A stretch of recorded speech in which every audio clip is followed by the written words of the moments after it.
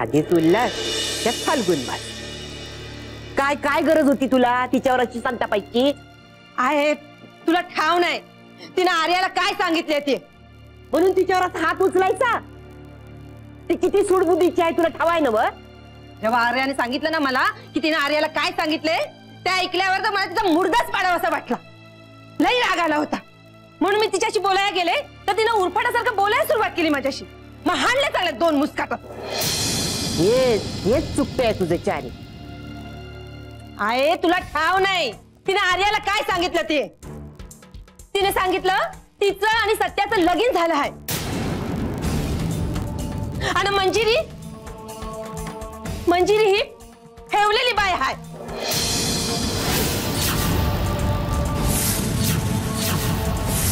आता ह्या असल्या गोष्टी लहान मुलांना कोणी सांगतं का? आणि ह्याचा जा विचारायला गेलते मी. मंजिरीमुळे आपल्या आईला या घरानं बाहेर काढलं असं पक्का आर्याच्या मनात बसलंय. आता स्वतःवरचा ताबाच सुटलाय. असं वाटतं जाऊन आणखीन 2 हाणाव्यात तिच्या. आत्या हे बघा, रागाच्या भरात मी जसं आतताईपणे वागले तसं तुम्ही वागू नका. जरा धीरानं घ्या. यावेळेला प्रश्न आर्याचा आहे. आर्याच्या मनात जर हियाने अजून काही भरवलं आणि तिला जर आपला राग यायला लागला ना तर पोरगी हातची जाईल. आता प्रियाला लवकरच घराबाहेर काढायला पाहिजे आणि हे सत्याच करू शकतो या. पण त्याला सांगायचं कोणी? अगं मी सांगते ना सत्याला. ये बाय तू सांगू नगस. तू 1 पट तापट आहेस तर तो 10 पट आहे. हे काम मंजुषाला सांगायला पाहिजे.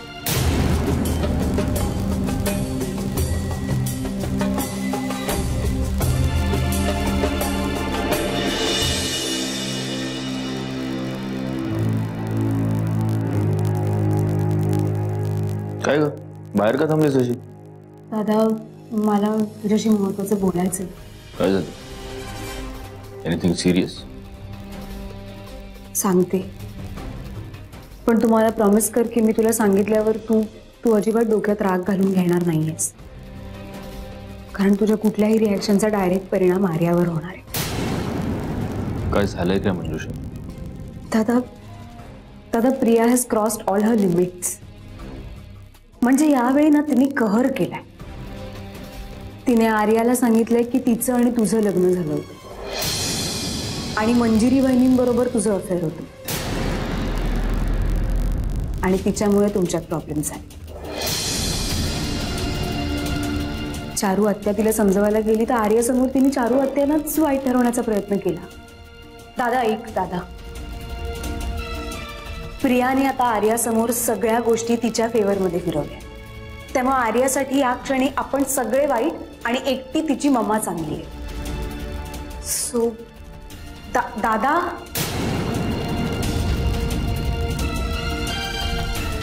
बाबा तुम्ही आम्हाला सोडून तर नाही जाणार ना? प्रिया काय बोलतेस तू? है बाबा ती मंजिरी घरी आली होती.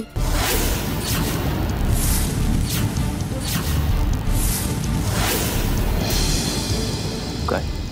बाबा मला माहिती आहे तिच्यामुळे तुम्ही माझ्या मम्माशी चांगलं बोलत नाही. प्लीज आम्हाला सोडून नका ना जाऊ. मी गॉडकडे प्रेयर सुद्धा केली होती की मला तुम्ही दोघंही हवे आहात. प्लीज बाबा नका ना सोडून जाऊ आम्हाला.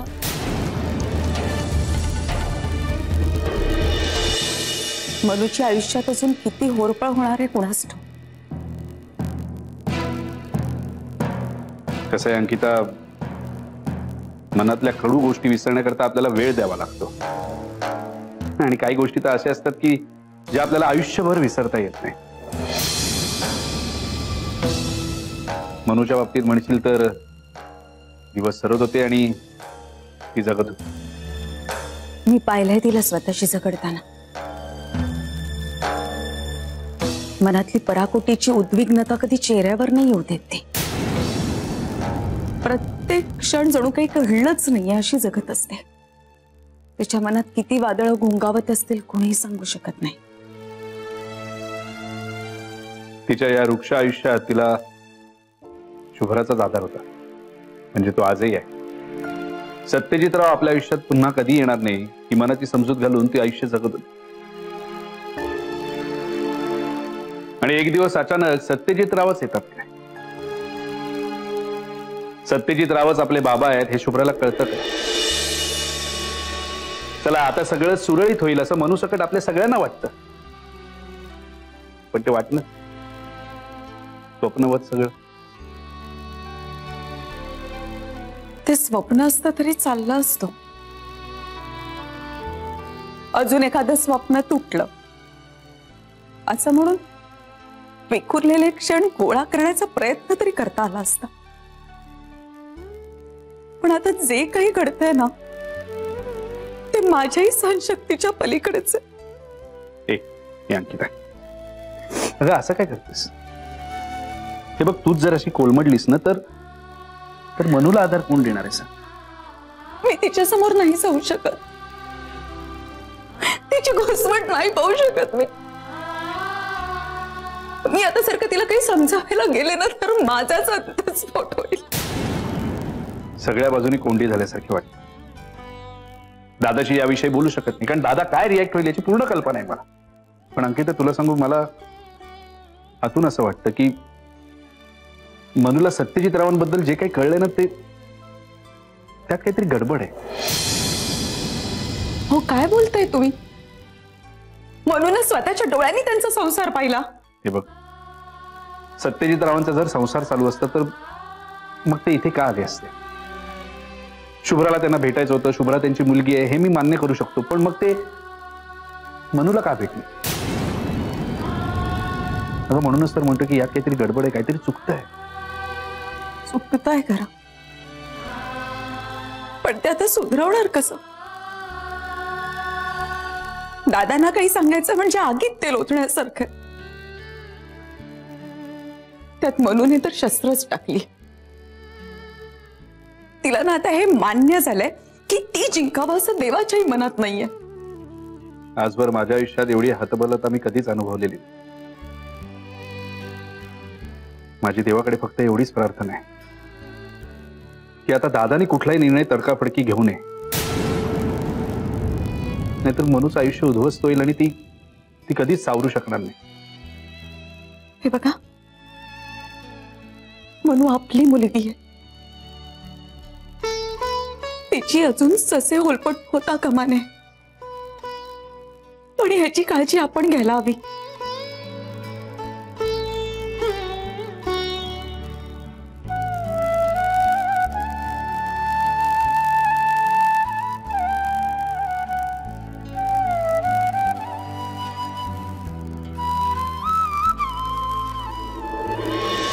प्रिया, प्रिया,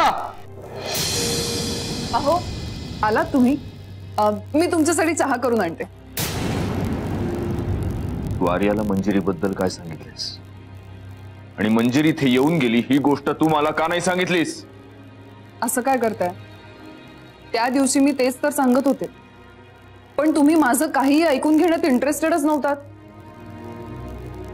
मला असं वाटलं की आता तुमचा मंजिरी मधला इंटरेस्ट संपला,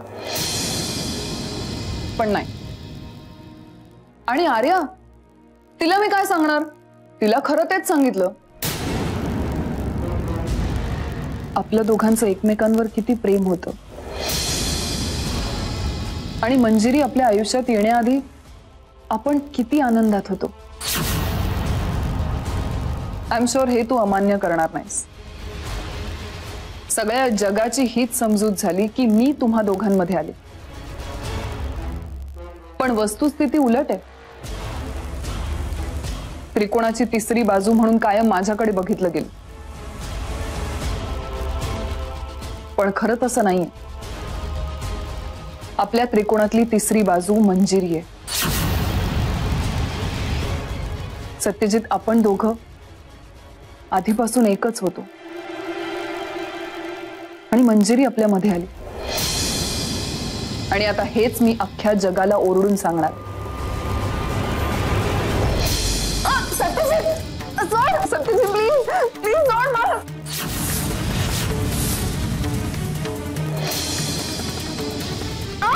दादा काय दादा सोड तिला सोड दादा अरे जीव जाईल तिचा दादा दादा प्लीज सोड ना बाबा प्लीज मला सोडा ना बाबा प्लीज दादा तुला आधी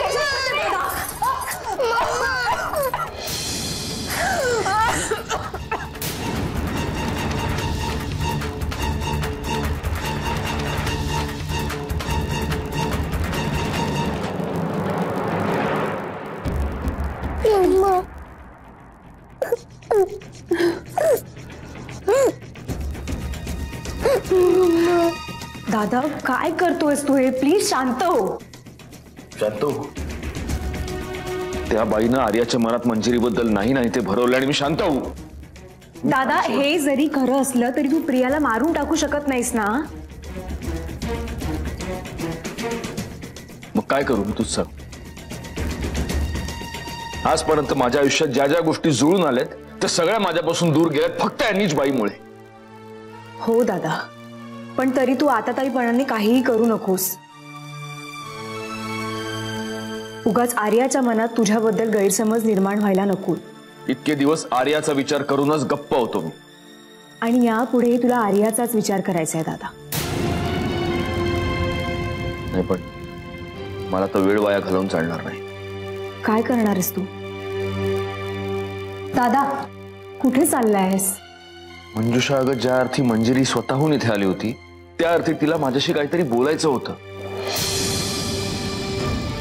आता या नीचबाईनं तिच्या मनात काय गैरसमज निर्माण केलेत मला नाही माहित.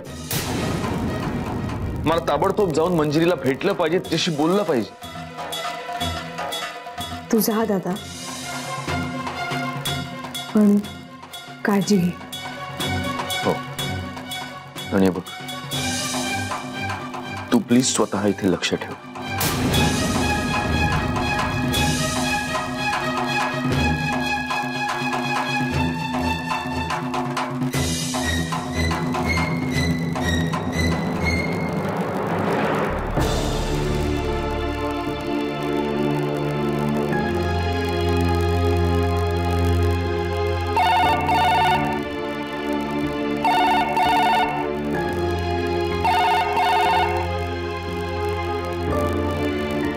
हॅलो बाबा मी शुभ्रा बोलते. मी आर्या बोलते. मला माझ्या बाबाशी बोलायचंय प्लीज त्याला फोन दे. ए ते तुझे बाबा नाही आहेत ते माझे बाबा आहेत. ए तो माझा बाबा आहे त्याला फोन दे. ते घरी नाही आहेत मला माहितीये तो घरी आहे. तू माझ्याशी खोटं बोलतेस. ए मी नाही खोटं बोलत आहे तू खोटारडी आहेस. खूप खोटं बोललीस माझ्याशी. मी काय खोटं बोलले ग. आमच्या घरी आली होतीस तू तेव्हा खूप काय लपवलंस माझ्यापासून. मी तुझ्याशी किती प्रेमाने वागले ग पण तू काहीच सांगितलं नाहीस. अगदी तुझं नाव सुद्धा. तुम्ही सगळे खोटारडे आहेत. बाबा पण. माझ्या बाबाला खोटं बोलू नकोस. ए तुला सांगितलं ना ते तुझे बाबा नाही आहेत ते माझे बाबा आहेत. ए तू नंतर आलीस. बाबाच्या आधी माझ्या आईशी लग्न झालं होतं. तिचं नाव मंजिरी. ती तुझी आई आहे हो पण लग्न तर माझ्या आई बाबांचं झालं होतं. आता तू खोटं बोलतेस. नाही मी आणि माझी मम्मा कधीच खोटं बोलत नाही. मला माझ्या बाबाशी बोलायचंय त्याला फोन दे. तुलाही सांगितलं ना ते बाहेर गेलेत म्हणून. ठीक आहे तो आल्यानंतर त्याला मला फोन करायला सांग. नाही सांगणार जा कारण ते माझे बाबा आहेत. त्या दिवशी मी माझं चॉकलेट तुझ्या बरोबर शेअर केलं पण मी माझे बाबा तुझ्यासोबत शेअर नाही करणार. आणि परत इकडे फोन नको करूस.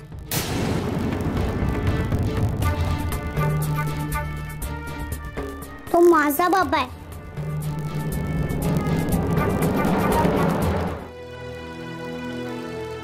तू बरोबर बोलतेस दादा पण आपल्याला मनूचाही विचार करावा लागेल ना. आतापर्यंत मी तेच करत आलोय शिवराज.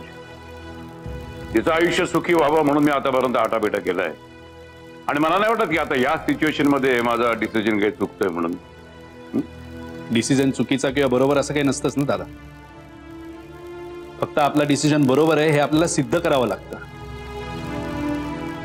ठीक आहे चल मी तुझं हेही आव्हान स्वीकारतो. दादा मी तुला कुठलंही आव्हान देत नाही. फक्त या घडणाऱ्या घटनांना पुन्हा एकदा लढाईचं स्वरूप देऊ नकोस. ते मी आधी सुद्धा कधी दिलं नव्हतं शिवराज. लढाईमध्ये प्रतिस्पर्ध्याला चारी मुंड्या चीत करायचं असते मला माहिती आहे. पण मी केवळ माझ्या मुलीचा आणि तिच्या मुलीच्या भविष्याचा विचार करून त्या मावाल्याला फक्त कायदेशीररित्या जेरबंद केलं. आणि ते सुद्धा केवळ एवढ्यासाठी की त्याने सूडबुद्धीने पुन्हा काही तमाशे करून माझ्या मुलीचं जगणं मुश्किल करू नये म्हणून.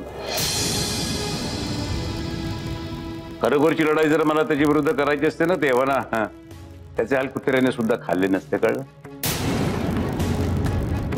असं त्या माणसाचा विषय नको. आणि तुझ्याशी तर त्या माणसाविषयी मला काही चर्चाच करायची नाही. मग तुला काय बोलायचं? मी स्वप्नीलशी बोललोय. मनुशी लग्न करायला आजही तो तितकाच आग्रही आणि आनंदी सुद्धा आहे. इनफॅक्ट तो नागपूरला गेलाय त्याच्या फॅमिली सोबत बोलणी करायला. अशोक कोडेकर, त्याची बायको आणि स्वप्नील काही दिवसांनीच रीतसर बोलणी करण्याकरता आपल्याकडे येतील. दादा, हे सगळं करण्यात तू थोडी घाई करतोयस असं नाही का वाटत आहे तुला? घाई करतोय मी? अजून किती वर्ष वाट बघायची शिवराज? 7 वर्ष. अरे 7 वर्ष स्वप्नील सुद्धा थांबला तिच्यासाठी. यापेक्षा फार काळ मला थांबायची इच्छा नाहीये. किंवा मी अशोकशी या बाबतीत रीतसर बोलणी करणार आहे आणि स्वप्नीलचं आणि मनूचं लग्न लावून देणार आहे. मनूचं याच्यामध्ये हित आहे. तू मनूशी बोललायस याबद्दल? तिच्या मनाची तयारी आहे का? तिचं सुद्धा मन बदलावं लागेल ना आपल्याला. हेच करणार आहे मी आता. हा, पण या वेळेला एका क्षणाचाही विलंब करायचा नाही. हेच ना? तू सतत माझ्याशी तिरकस का बोलतोस रे? तुम्ही सगळे लोक मला काय मनुष्य आयुष्याचा विलन समजताय काय? अरे मी बाप आहे तिचा. माझ्या काळजाचा कोणी कधी विचार करेल की नाही? दादा, मी मनूला जन्म दिलेला नाहीये, पण एक बाप जेवढं प्रेम करतो ना तेवढंच प्रेम करत आलो तिच्यावर. आणि म्हणूनच तिला होणारा त्रास, तिला होणारे क्लेश मला जास्ती स्पष्टपणे समजू शकता. आणि मला ते कळत नाही असं तुला म्हणायचंय? असं नाही म्हणायचंय दादा मला. थँक्यू मनू. बरं झालं तू आलीस. पण अगं तुझ्याबद्दलच बोलत होतो. अभिनंदन. अभिनंदन? हा, स्वप्नील आणि तुझ्या लग्नावरती लवकरच शिक्कामोर्तब होणार आहे. स्वप्नीलच्या घरचे आपल्या घरी लग्नाची रीतसर बोलणी करण्याकरता येणार आहे. काय बाबा? मनू, म्हणजे तुला काहीच माहित नाहीये? कमाल आहे दादा तुझी. ज्या मुलीच्या लग्नासाठी तू एवढा सगळा घाट घालतोयस तिला याची काहीच कल्पना नाहीये. मनूला सगळं माहिती आहे शिवराज. आणि तिचा होकार सुद्धा याला.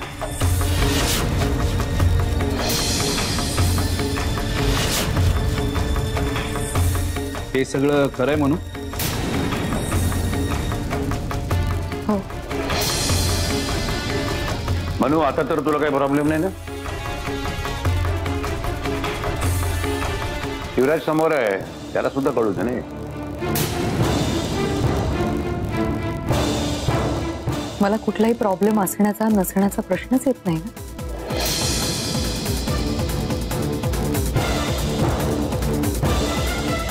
मला जे सांगायचं होतं ते मी आधीच सांगितलेलं आहे.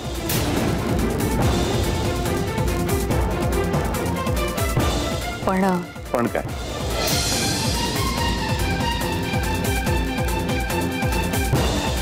ते सगळं शुभ्राला कळणं खूप गरजेचं आहे. शुभ्रा लहान असली तरी प्रश्न तिच्या वडिलांचा आहे. तिला कसं सांगणार आहात बाबा?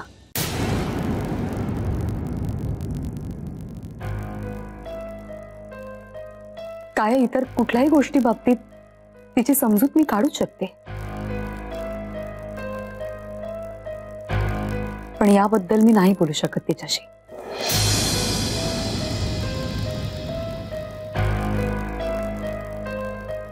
माझ्यासाठी हे अशक्य आहे.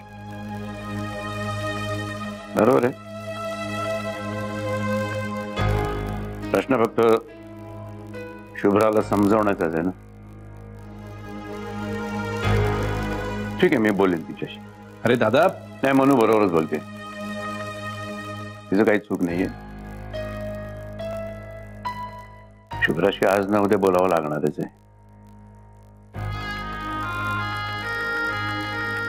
मग आजच का नको?